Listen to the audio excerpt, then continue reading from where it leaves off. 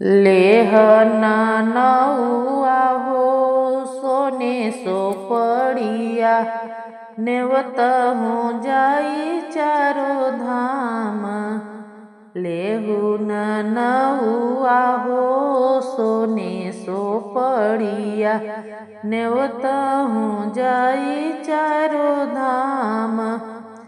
गाया में नेवत हूँ गाया हो गजाधर, अवरो जे वीर हनुमान। गाया में नेवत हूँ गाया गजाधर, अवरो जे वीर हनुमान जी। काशी में नेवत हूँ गंगा महारानी हो, काशी में नेवत हूँ गंगा महारानी हो।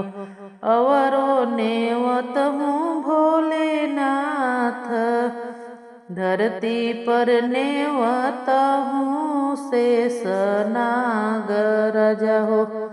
हाथे लैहर दिया के गाँठ, गाया से आवले गजाधर, अवरो जे वीर हनुमान। गाया से आवले गाया गजाधर, अवरो जे वीर हनुमान। काशी से आवली गंगा महारानी हो, काशी से आवेली गंगा महारानी हो। अवरो आवेला भोलेनाथ, अवरो आवेला भोलेनाथ।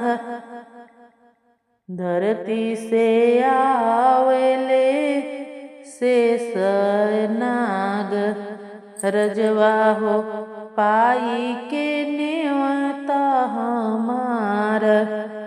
सब देव मिली दिहले आशीषवा हो, सकल पूरन भैले काज।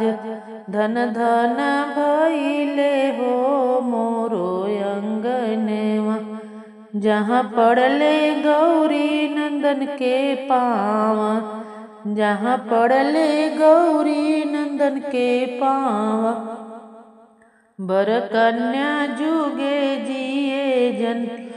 जिए जन्म यही बात रहे। नौ की बहुरिया हमार कुशल रहे परिवार।